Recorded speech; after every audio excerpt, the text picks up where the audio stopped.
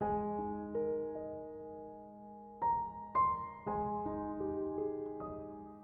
ូមជូនរឿង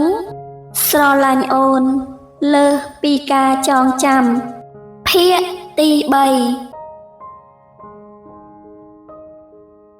ខ្ញុំបានឮអ្នកគ្រូពេទ្យប្រចាំការរំលឹកថានេះគឺជាលើកទី8ហើយដែលជីវិតរបស់ខ្ញុំត្រូវបានគេបញ្ជូនមកដាក់ឃុំនៅក្នុងផ្នែកថែទាំដ៏ស្ងាត់ជ្រងំមួយនេះ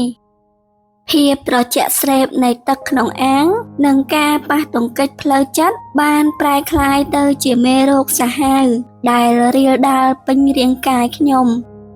រយៈពេល4ថ្ងៃកន្លងមកនេះខ្ញុំនៅក្នុងសភាពវង្វេងវង្វាន់សំងំនៅក្រោមភួយទាំងត្រូវទ្រាំទ្រនឹងការចាក់ថ្នាំផ្សះតាមសរសៃឈាមមិនឈប់ឈរ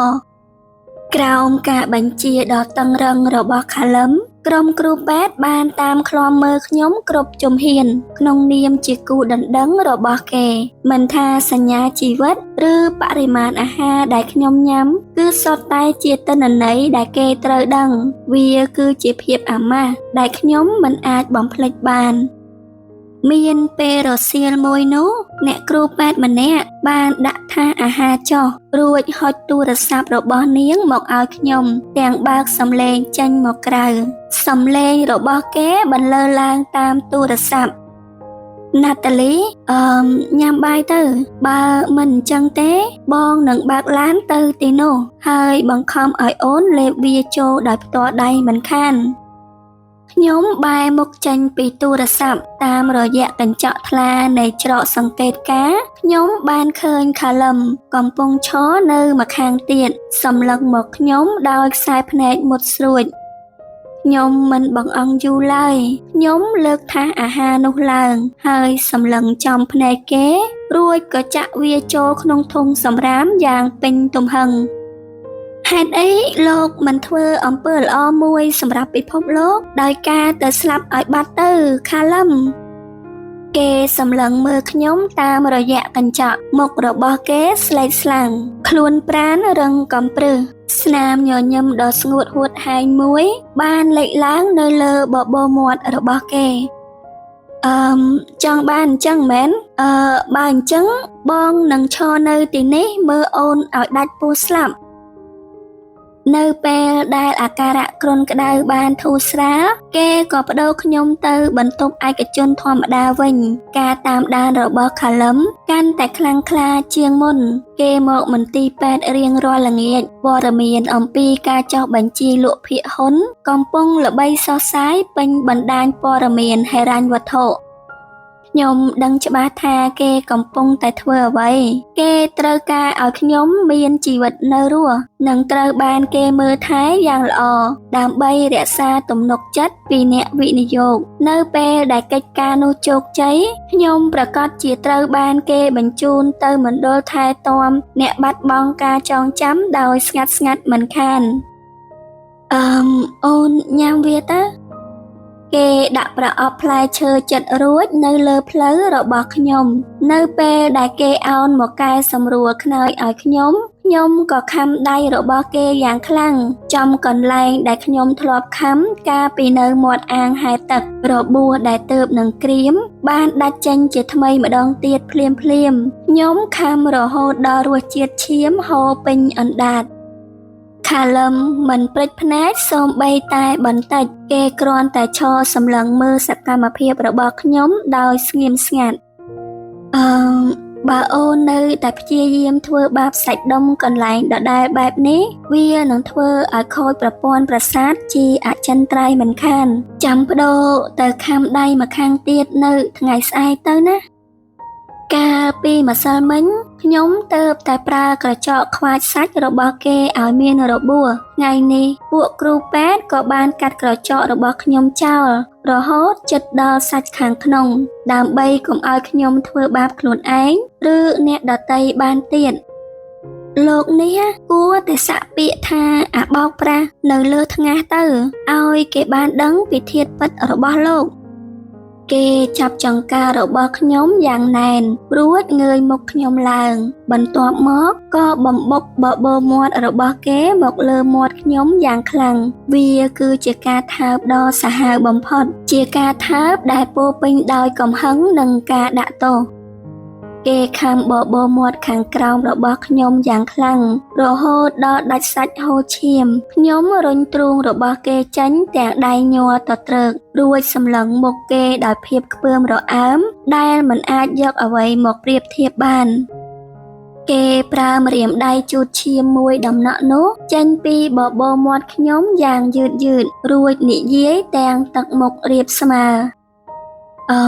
បងមិនត្រូវការក្តីស្រឡាញ់ពីអូនឡើយណាតាលីបងគ្រាន់តែត្រូវការឲ្យអូនស្ដាប់បង្គាប់តាមបងនោះគឺគ្រប់គ្រាន់ហើយខ្ញុំលើកដៃទះកំភ្លៀងគេមួយទំហឹងកម្លាំងនោះខ្លាំងរហូតដល់ធ្គាមរបស់គេរង្គើប៉ុន្តែគេនៅតែឈរស្ងៀមគេសម្លឹងមើលមកខ្ញុំដោយខ្សែភ្នែកដែលគ្មានក្តីអាណិតអាសូររួចនិយាយដោយសំឡេងស្ងួតហួតហែងបញ្ចេញកំហឹងអស់ហើយនៅខ្ញុំសម្លឹងតបទៅវិញដោយក្តីស្អប់ខ្ពើមនៅឆ្ងាយណាស់ព្រោះអ្វីដែលខ្ញុំកំពុងទន្ទឹងរង់ចាំគឺថ្ងៃដែលគេកប់លោកទៅក្នុងដីតែប៉ុណ្ណោះខ្ញុំចាប់យកតេឡេបញ្ជាបន្ថយសីតុណ្ហភាពបន្ទប់ឲ្យនៅត្រឹមតែ55ដឺក្រេរួចក៏យកភួយពេទ្យដ៏ក្រាស់គ្របខ្លួនឲ្យជិតឈឹងខាលឹមដែលកំពុងតែក្អកឮសំឡេងកំហាកខ្លាំងបានអង្គុយនៅលើកៅអីសម្រាប់អ្នកមកសួរសុខទុក្ខអាវរងាដែលកាត់យ៉ាងប្រណិតរបស់គេនៅជោកដោយទឹកភ្លៀងរដូវរងាពីខាងក្រៅគេមិនបានសុំភួយឡើយគេគ្រាន់តែអង្គុយក្នុងបន្ទប់ដ៏ត្រជាក់ស្រេបនោះរហូតដល់បបោមាត់ប្រែជាពណ៌ស្វាយបងនឹងចេញទៅវិញនៅពេលដែលសរោមនេះ1 ម៉ោងក្រោយមកគេដើរចេញទៅទាំងខ្លួនញ័រទៅត្រើកនិងដកដង្ហើមញាប់មិនដាច់ចាប់តាំងពីថ្ងៃនោះមកគេមិនបានបង្ហាញមុខមកសួរសុខទុក្ខខ្ញុំទៀតឡើយអស់រយៈពេល3ថ្ងៃពេញលុះដល់ថ្ងៃទី4ទូរស័ព្ទប្រចាំបន្ទប់របស់ខ្ញុំក៏រោឡើងវាជាការហៅមកពីវិវានសំឡេងរបស់នាងស្ដាប់ទៅមានភាពស្លន់ស្លោនិងភ័យខ្លាចជាខ្លាំងនាងឈប់ធ្វើខ្លួនដូចមនុស្សវិកលចរិតបានទេគេកំពុងមានជំងឺរលាកសួតធ្ងន់ធ្ងរពេលនេះគេគ្រុនក្តៅរហូតដល់104ដឺក្រេហើយទើបតែពេលនោះទេដែលខ្ញុំបានដឹងការពិតនៅយប់នោះបន្ទាប់ពីបញ្ជូនវិវានឲ្យត្រឡប់ទៅវិញតាមឡាន Uber រួចរាល់ខាលឹមបានចំណាយពេល3ម៉ោងគត់មុជចុះទៅក្នុងអាងទឹកដ៏ត្រជាក់និងងងឹតស្លុបគេសុខចិត្តទ្រាំរងាយ៉ាងវេទនាដើម្បីតែរាវរកសៀវភៅកំណត់ហេតុរបស់ខ្ញុំនៅបាតអាងទៅមើលថែមនុស្សប្រុសរបស់នាងវិញទៅវិវានបើនាងមានសមត្ថភាពពិតមែនគេមិនចាំបាច់យកស្រីដែលចិត្តងាប់ម្នាក់មកដើរបង្ហាញមុខដើម្បីលក់ភាគហ៊ុនរបស់គេនោះទេនៅពេលនោះនាងក៏បានក្រវែងទូរស័ព្ទចោលធ្វើឲ្យខ្ញុំឮសំឡេងបោកទង្គិចនោះយ៉ាងខ្លាំងខ្ញុំពិតជាចង់ឲ្យជំងឺរលាកសួតនោះសម្រាប់គេឲ្យស្លាប់ខ្លាំងណាស់ប៉ុន្តែខាឡឹមវ៉ាន់រឹងមាំពេកហើយគេមិនងាយស្លាប់ឡើយលុះពីសប្តាហ៍ក្រោយមកគេក៏បង្ហាញខ្លួនដើម្បីចុះហត្ថលេខាលើឯកសារអនុញ្ញាតឲ្យខ្ញុំចេញពីមន្ទីរពេទ្យនៅចុងខែធ្នូក្នុងរយៈពេល48ម៉ោងមុនពេលការលក់ភាគហ៊ុនចាប់ផ្ដើមខាលឹមបានបង្ខំឲ្យខ្ញុំចេញពីផ្ទះល្វែងជាន់លើបង្អស់គេបានបើកឡាននាំខ្ញុំទៅកាន់ផែឯកជនមួយនៅតាមបណ្ដោយទន្លេ Hudson គេបានដឹកដៃខ្ញុំឡើងលើស្ពាននៃនាវាទេសចរណ៍ដ៏ធំមួយដែលគេបានជួលទុកដោយអោបចង្កេះខ្ញុំហាក់ដូចជាខ្ញុំគឺជាវត្ថុដ៏មានតម្លៃមួយគេបានចំណាយពេលពេញមួយព្រឹកបង្ខំខ្ញុំឲ្យចូលបន្ទប់សាកសម្លៀកបំពាក់ដើម្បីទិញអាវរងាស ស្រោមដៃស្បែកនិងស្បែកជើងកវែងម៉ាក់ល្បីៗខ្លួនប្រាណរបស់ខ្ញុំត្រូវបានគេគ្របដណ្ដប់ដោយសម្ភារៈរដូវរងាដ៏ក្រាស់និងថ្លៃៗជាច្រើនជាន់គេជាអ្នកកាន់ថង់ទំនិញទាំងនោះដោយផ្ទាល់ដៃឈប់ខំថ្មិញទៅហើយញញឹមដាក់បងបន្តិចមកណាគេបានរុំកន្សែងរោមសត្វយ៉ាងក្រាស់ជុំវិញករបស់ខ្ញុំរួចក៏ខ្សឹបតិចអូនពិតជាស្រស់ស្អាតខ្លាំងណាស់កាលពីច្រើនឆ្នាំមុននៅពេលដែលខាឡឹមកំពុងតែលិចលង់ក្នុងបំណុលកាតឥណទានដើម្បីរក្សាម៉ាស៊ីនមេរបស់គេឲ្យដំណើរការពួកយើងបានជិះសាឡាង Star Ten Island Ferry នៅរដូវរងាដ៏សែនត្រជាក់ពួកយើងបានឈរនៅលើកម្រាលដ៏ត្រជាក់ស្រេបជាមួយកាហ្វេតម្លៃត្រឹមតែ$3សម្លឹងមើលទៅសំណង់អគារខ្ពស់ៗក្នុងទីក្រុង Manhattan ហើយពេលនោះគេបានសន្យានឹងផ្ដល់អ្វីៗគ្រប់យ៉ាងក្នុងលោកនេះឲ្យខ្ញុំឥឡូវនេះគេបានចង្អុលបង្ហាញទៅកាន់នាវាដ៏ប្រណិតបងបានជួវាទាំងមូលយប់នេះមានតែពួកយើងនិងបុគ្គលិកនាវាប៉ុណ្ណោះខ្ញុំបានសោកដៃដែលពាក់ស្រោមដៃចូលក្នុងហោប៉ៅអាវធំហើយសម្លឹងមើលទៅផ្ទៃទឹកដ៏ងងឹតនិងរលកធំរួចក៏និយាយខ្ញុំមិនខ្វល់នោះទេខាឡឹមធ្វើមិនដឹងមិនលឺចំពោះសម្ដីរបស់ខ្ញុំគ្រាន់តែឈរនៅក្បែរបងទៅបងសុំតែប៉ុណ្្នឹងទេថ្ងៃស្អែកគេនឹងទៅវាយជួងនៅផ្សារភិហ៊ុនញូវយ៉កយប់នេះគេចង់សម្ដែងជាតួក្នុងគ្រួសារដ៏រីករាយនាវាបានបើកកាត់តំបន់ហិរញ្ញវត្ថុពន្លឺភ្លើងទីក្រុងបានចាំងឆ្លុះចូលទៅក្នុងទឹកទន្លេដ៏ខ្មៅងងឹតខ្យល់ដ៏ត្រជាក់ស្រេបបានបក់កាត់កម្រាលនាវាខាឡឹមបានយកទឹកផ្លែប៉ោមក្តៅៗមួយកែវមកឲ្យខ្ញុំអូនចូលទៅក្នុងកាប៊ីនទៅនៅក្រៅត្រូវខ្យល់ប្រយ័ត្នឈឺទៀតខ្ញុំនៅតែឈរត្រឹងមួយកន្លែងនៅក្បែររបងនាវាគេលូកដៃមកទាញខ្ញុំឲ្យថយក្រោយមួយជំហានពីមាត់របងវាជ្រៅនិងគ្រោះថ្នាក់ណាស់ណាត់តលីខ្ញុំសម្លឹងចុះទៅក្នុងទន្លេដែលខ្សែទឹកកំពុងតែហូរខ្មួខ្មាញ់បើខ្ញុំធ្លាក់ទៅក្នុងនោះការលក់ភិហ៊ុនរបស់លោកនឹងត្រូវរលាយការធ្វើអត្តឃាតដ៏ខ្លោចផ្សានៅយប់មុនថ្ងៃវាយជួងអ្នកវិនិយោគស្អប់ណាស់រឿងអាស្រូវដែលមិនស្អាតស្អំអញ្ចឹងឮខ្ញុំនិយាយបែបនេះខាឡឹមរឹងខ្លួនស្ទើរតែមិនកម្រើកគេដាក់កែវទឹកចុះលើតុរួចដើរមកពីក្រោយខ្ញុំហើយអោបទ្រូងខ្ញុំយ៉ាងណែនជាប់នឹងខ្លួនគេនិយាយដោយសំឡេងស្រាលនិងតិចបើអូនធ្លាក់ចូលទៅក្នុងទឹកនោះបងនឹងលោតទៅតាមក្រោយអូនភ្លាមខ្ញុំសើចយ៉ាងស្ងួតកុំភ័យអីថ្ងៃស្អែកគឺជាថ្ងៃឡើងគ្រងរាជ្យរបស់លោកហើយខ្ញុំមិនបំផ្លាញវាទេគេដកដង្ហើមធំភាពតានតឹងក៏រលាយចេញពីស្មារបស់គេអញ្ចឹងអូនចូលទៅខាងក្នុងតើក្រុមតន្ត្រីដែលបងជួមកកំពុងរៀបចំហើយគេនាំខ្ញុំចូលទៅក្នុងសាលធំដែលមានកម្ដៅកក់ក្ដៅក្រុមតន្ត្រីចាប់ផ្ដើមលេងបទសេឡូយ៉ាងស្រទន់ខាឡឹមសម្លឹងមកខ្ញុំពន្លឺភ្លើងបានធ្វើឲ្យផ្ទៃមុខដ៏មាំរបស់គេមើលទៅហាក់ដូចជាទន់ភ្លន់ជាងមុនរីករាយគម្រប់ខួប10ឆ្នាំណាតាលី10ឆ្នាំមួយទសវត្សរ៍បានរលាយបាត់ទៅជាគ្មានអ្វីទាំងអស់តើលោកមានកាដូឲ្យខ្ញុំអត់គេថើបសៀតផ្កាខ្ញុំរួចខ្សឹបតិចពិតជាមាននៅយប់ស្អែកបន្ទាប់ពីវាយជួងរួចខ្ញុំក៏មានរឿងភ្ញាក់ផ្អើលសម្រាប់លោកដែរអូននិយាយមែនចាពិតមែន រំពេចនោះទូរស័ព្ទរបស់គេរំញ័រយ៉ាងខ្លាំងពួកយើងទាំងពីរដឹងច្បាស់ថាជាសំឡេងរោរបស់អ្នកណាគឺជាវិវៀនខ្ញុំដើរថយក្រោយរួចវាយដៃឲ្យគេដើរសំដៅទៅទ្វារទៅទទួលទៅកុំឲ្យខ្ញុំរំខានជីវិតពិតរបស់លោកអីគេស្ទាក់ស្ទើរមួយសន្ទុះរួចក៏បោះជំហានដើរទៅកាន់ផ្នែកខាងក្រោយនៃនាវាទាំងផ្អឹបទូរស័ព្ទជាប់នឹងត្រចៀក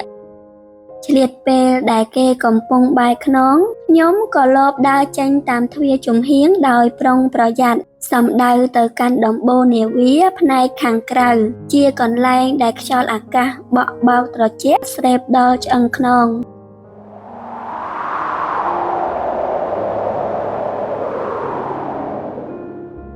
សំឡេងខ្យល់បក់បោកយ៉ាងគំហុកនៅជុំវិញខ្លួនខ្ញុំដើរទៅឈប់នៅមាត់របងនាវារួចដោះស្បែកជើងក៏វែងចេញភាពត្រជាក់នៃកម្រាលដែកបានជ្រៀតចូលរហូតដល់ធ្វើឲ្យជើងខ្ញុំស្ពឹកអស់ខ្ញុំដោះកន្សែងរោមសត្វដ៏កក់ក្ដៅដែលគេទិញឲ្យរួចបត់វាយ៉ាងមានរបៀបរៀបរយដាក់ទុកនៅក្បែរស្បែកជើងហាក់ដូចជាកំពុងរៀបចំលីអ្វីមួយជាចុងក្រោយខ្ញុំអាចឮសំឡេងរបស់គេបន្លឺពីខាងក្រោយនាវាបងដឹងហើយនៅពេលដែលភាគហ៊ុនមានស្ថិរភាពយើងនឹងរៀបការជាផ្លូវការគេកំពុងរៀបចំផែនការរៀបការជាមួយនាងរួចទៅហើយក្នុងពេលដែលខ្ញុំកំពុងឈរនៅទីនេះនៅឡើយស្របពេលនោះព្រិលលាយឡំទឹកភ្លៀងក៏ចាប់ផ្ដើមធ្លាក់មកសើមចូលខ្លួនប្រាណខ្ញុំចាប់យកកន្សែងរោមសត្វដែលគេបានទិញឲ្យនោះលើកវាចេញទៅក្រៅរបងរួចមិនដោយឲ្យខ្យល់បក់វាចេញពីដៃកន្សែងនោះបានហោះធ្លាក់ចូលទៅក្នុងទឹកទន្លេដ៏ខ្មៅងងឹតយ៉ាងលឿនហាក់ដូចជាកំពុងនាំយកក្តីសង្ឃឹមចុងក្រោយរបស់ខ្ញុំឲ្យលិចលង់ទៅជាមួយបន្ទាប់មកខ្ញុំដើរទៅផ្នែកខាងមុខនៃនាវារួចលាក់ខ្លួនពីក្រោយទូដាក់សម្ភារៈដ៏ធំមួយហើយអង្គុយចុះលើកម្រាលដោយរឹតអាវធំឲ្យណែនដើម្បីទប់ទល់នឹងភាពត្រជាក់